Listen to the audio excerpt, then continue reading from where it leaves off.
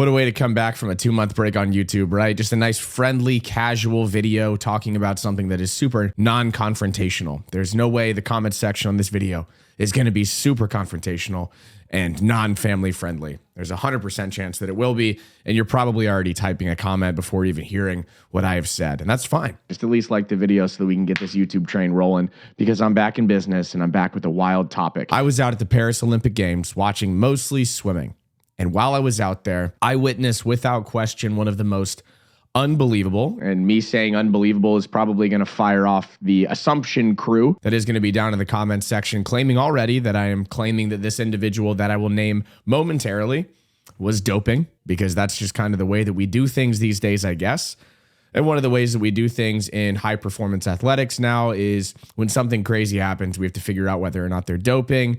And it's this whole thing, and it's a really sad thing for the sport, in my opinion. But while I was out there in Paris, and apologies for my voice, I'm pretty sure everybody in Paris had COVID or some kind of respiratory thing while we were out there. Everybody was coughing, everybody was sneezing. It was a zoo of infection out there. And I think I caught the bad end of it. Now I've got this just annoying lingering cough that I'm dealing with, which has been great. So apologies for my voice sounding a little bit different in this video. And if it annoys you, then go watch something else. I don't know what to tell you. One of the most unbelievable things I have ever seen in my life happened while we were out there. One of the most incredible, unbelievable, whatever superlative you want to use for it. I'm not claiming that anyone who has never tested positive for anything is doping. That is where I will stand on doping forever, because I cannot see into someone's personal life and be with them all the time, okay? I can't. And that's just where I'm going to be as an individual that loves this sport, that loves high performance athletics, and really hopes and, has maybe some blind optimism into the ideal that everyone is, doing their best within the means of, regulation that are put on the sport. So basically a weird way to say, I hope everyone is not doping. And then if they test positive, I'm with Phelps. I think they should be banned from the sport forever unless they get that overturned. Zhanle, and I'm just going to call him Pan from now on because I probably butchered that. I've been trying. Okay. As someone who covers an international sport, I flip back and forth between different phonetical pronunciations of a variety of different nationalities, and I do my best, okay? As an American that eats cheeseburgers and likes to be in the countryside, I do my best to pronounce names correctly. I still don't know if it's Leon or Leon.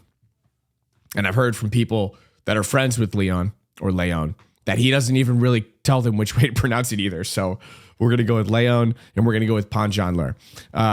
Pan, I'm just going to call him Pan because that's how I'm feeling right now, did one of the most incredible things I've ever seen in my life. The venue in Paris was electric. That place erupted for everything.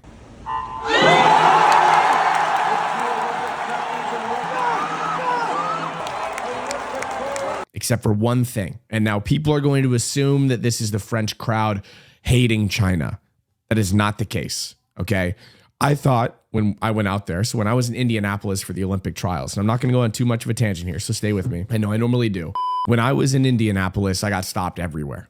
It was swimming fan frenzy out there. I thought Paris wasn't going to be very similar. I thought it was going to be kind of more of a mixed bag of people, and it might have been, but it was still a ton of swimming fans. Majority of the population out there, swimming fans, dialed into a deep understanding of the sport, right? When Pan hit the wall and 46.40 came up on that scoreboard that only 50% of the arena could see, but that's a different story, there was just a gasp. It wasn't an eruption, it was a gasp. And the reason for that, the reason for me being a part of that crew that just gasped, was I would have never in a million years have predicted that someone would wallop off 0.4 off of the world record in the 100 freestyle. This is not me assuming that anyone is doping. That is incredible. Okay? This isn't a world record. No, this is a dismantling of one of the most coveted world records in swimming, the men's 100 freestyle. This is a rewiring of what we thought or think or can even fathom to be possible. in the 100 freestyle, and it took the air out of the building. There are levels to which a performance in athletics can do something to a crowd. There are levels to it, right? You get a clap, something cool happened. Congratulations. Maybe, a really slow swim that won you a gold medal. Hey, good job. Now an Olympic record. Whoa, really cool one. Clap, clap, clap. Really good race. Whoa, like everyone's starting to get really excited. World record. Whoa, like blows up. Maybe like Leo Marchand doing pretty much anything.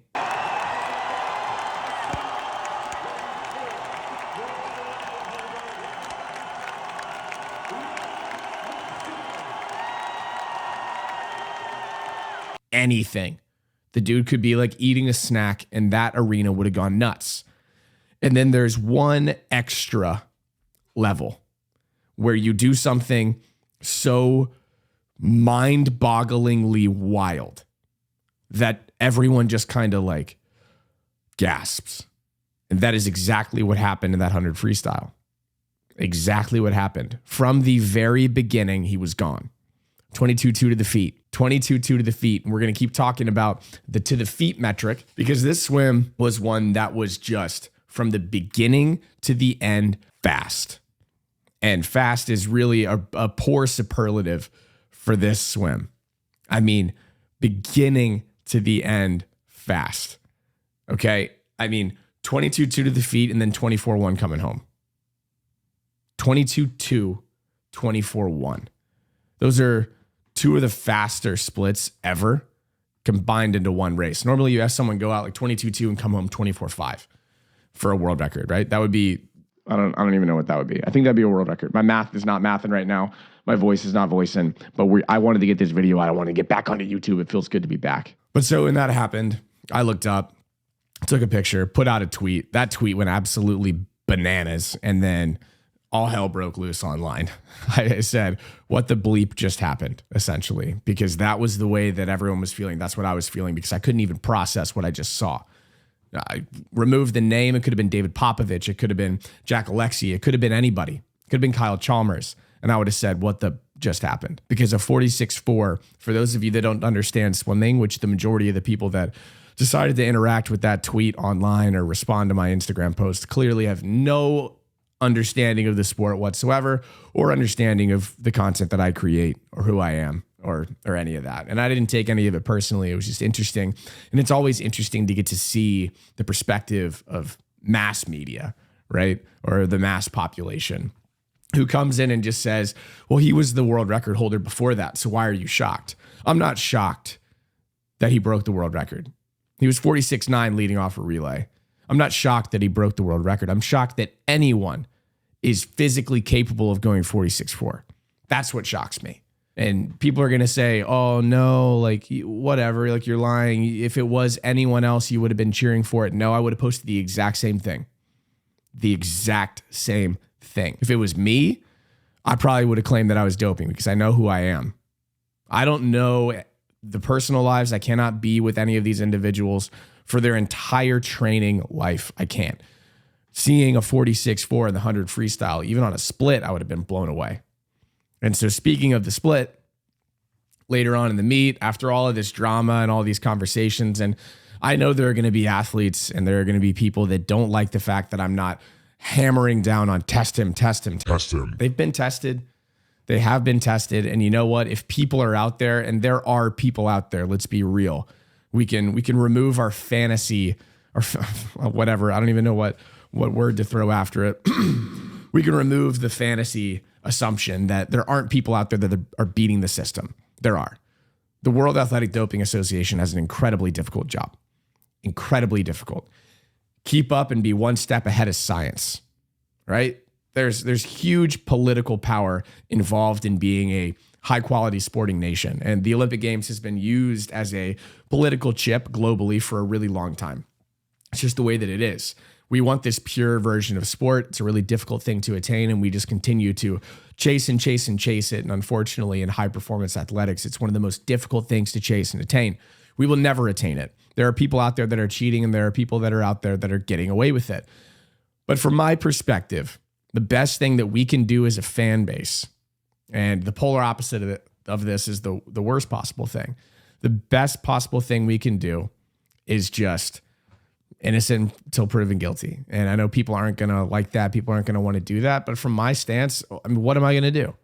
I can sit here and throw out blind assumptions. I've received so many blind assumptions and I know how it feels. I always look at this from the perspective of what if that athlete was clean? Imagine being an athlete that does something absolutely incredible. You have the perfect swim. And then everyone just says you cheated. It would suck. It would suck. And I just don't think it is my job or it is in my even realm of capability to stand here and say definitively this happened for sure. For sure happened. You know, if it comes out that somebody cheated, yeah, terrible. And I'm going to voice my opinion on that. But he backed it up with a 45-9. Backed it up with a 45-9 anchor leg and took Jason Lezak's 46.06 split off the top of the record board. I mean, it's a situation where this dude swam so fast so many times that it's, I want to hammer down on one thing. There is a certain amount of skill required to be able to do a relay start into a first 50 of 100 freestyle and go 21.5 to the feet. I don't care who you are. I don't care what you're taking. I'm really excited to see what James Magnuson goes in the 50 freestyle at the enhanced games. Because if he goes 20.2, maybe I'll change my opinion on this. But if he goes 21.7, everything starts to change. 21.5 to the feet. Even if you go 0.00 on a relay start or minus 0.02, there is a certain amount of skill required, and it is a lot of it to be able to even fathom trying to do that. I can't even break 22.00 in a 50 freestyle short course yards to the hand. 21.5 going out to the feet is insane. Insane. All right. I'm not taking a real definitive stance here on this. I'm not. My thoughts on it are just that I'm going to look at it for what it is. It's something that took the literal breath out of me when I saw that time pop up on the screen. 46.40, 45.9. It wasn't a blip because those two splits talk. They make sense. He did it twice. That's my thoughts. Go yell at each other in the comment section.